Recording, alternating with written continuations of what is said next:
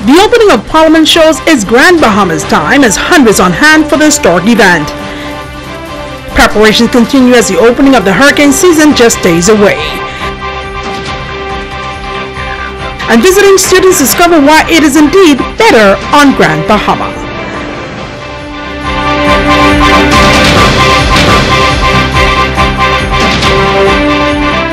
Bahamas Tonight, the Northern Edition. Good evening all, I'm Shashina Roll. As always, it is so great to have you with us. Topping news, the opening of the new parliament yesterday in the nation's capital was an event that many will remember for decades to come. The historic event drawing in citizens from across the country, including residents from Grand Bahama. Megan Shepard has a recap of the day's events, including the sentiments of Grand Bahamians in attendance. Residents from across the chain of islands gathering in Parliament Square to witness a moment in history, the opening of the new Parliament by Her Excellency Dame Marguerite Pinling. Among those traveling for the occasion, residents from Grand Bahama say it was a moment that they just could not miss. This represents, in my view, a turning point in the political history of the country. It opens up a whole vast range of possibilities for the Bahamas, and the fact that Grand Bahama was such an important part of making it happen, we thought it was important for us to be here. This, for me, is really a game changer for the country. It's important for me to be here today because we have a number of females from Grand Bahama, particularly for the first time, the President of the Senate, Senator Kay Ford Smith, and of course there's Pakisha, and there's Senator Jasmine Darius. You know, I'm an advocate for the advancement of women, and having them here representing Grand Bahama and the Bahamas in such a powerful way is a momentous occasion for me. Minister believes in Grand Bahama. He believes in what we have to offer and building upon it. And it was very important to support him and be here with him and to cheer him on, to let him know that we in Grand Bahama, most especially myself and the National Officer Corps, support him wholeheartedly. Oh, it's an exciting day, especially in the lives of Free National Movement supporters and also in my community, Homesick Rock. In 1997, we had the opportunity to elect the first F&M Member of Parliament for West Grand Bahama in Bimini in the person of David Wallace, and today the F&M has delivered Pakisha Parker Edgecombe to the Honorable House of Assembly, and we're excited to be here to celebrate with our new Prime Minister, Dr. Hubert Minnis. The events of the day filled with all of the traditional fanfare and prestige as members-elect entered Parliament Square and proceeded to their places in the chamber of the House of Assembly. Citizens were able to watch the proceedings via televisions on the outside, often cheering in support of their respective members of Parliament and senators. Inside, it was business as usual as a speaker and deputy speaker were both elected.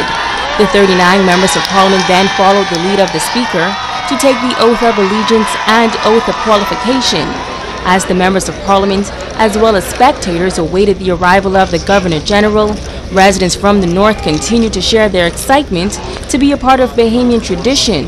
This is my first time here, and I mean, I think it was just so overwhelmed with the results and the support, and because I just know so many of them personally, I thought it important for me to come here and support them this morning. And I feel great to be here today because I think it's a historical day in the Bahamas to see the Bahamian people speak so overwhelmingly that we needed a change, and we got that change.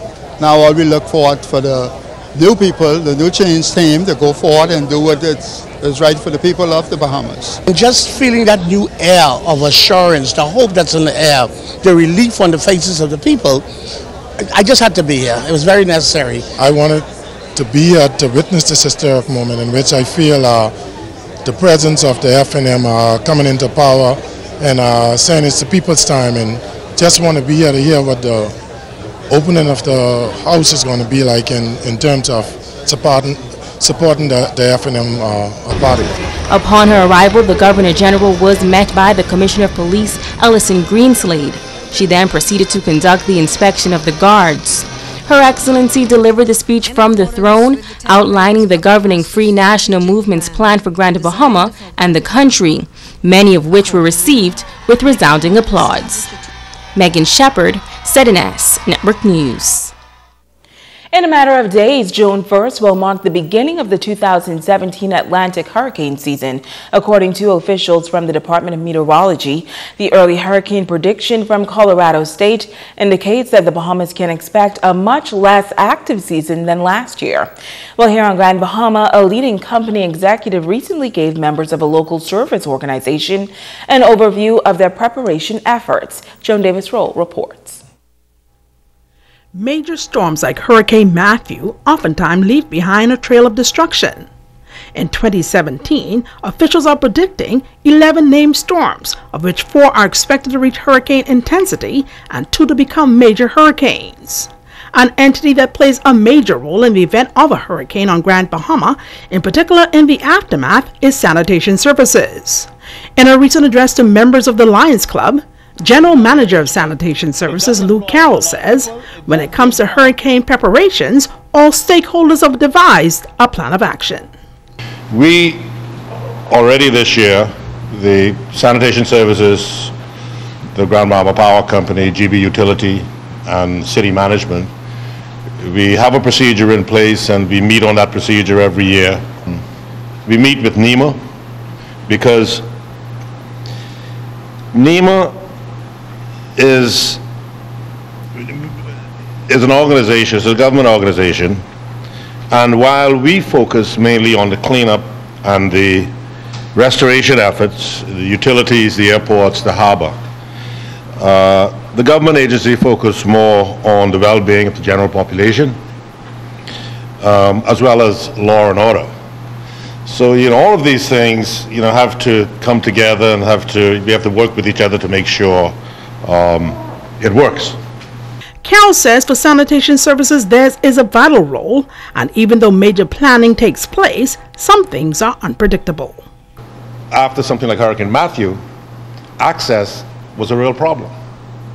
So the police needed access, the hospital in some cases, not so much in Matthew, but in prior hurricanes, the first thing we had to do was go down, clear a road so the ambulance would get through because someone had a heart attack down Island Seas. So you can't plan for these things. In the event of a hurricane, resources are oftentimes challenged, but Carroll says he is pleased to report that in the aftermath of Hurricane Matthew, that agency rose to the occasion thanks to the help of the public. We cleaned up 75 subdivisions, 5,000 loads. We had people working from daybreak to sundown on dozers. And, the good thing about it was, in this, especially in Hurricane Matthew, I've never seen people in such trying conditions in such a good mood. For some reason, I guess they just got the pleasure out of being helpful, and I could say that for the general public, because you had people coming out their cars, stopping their trucks, helping, all along the way for 3 or 4 months. I hope you keep it up.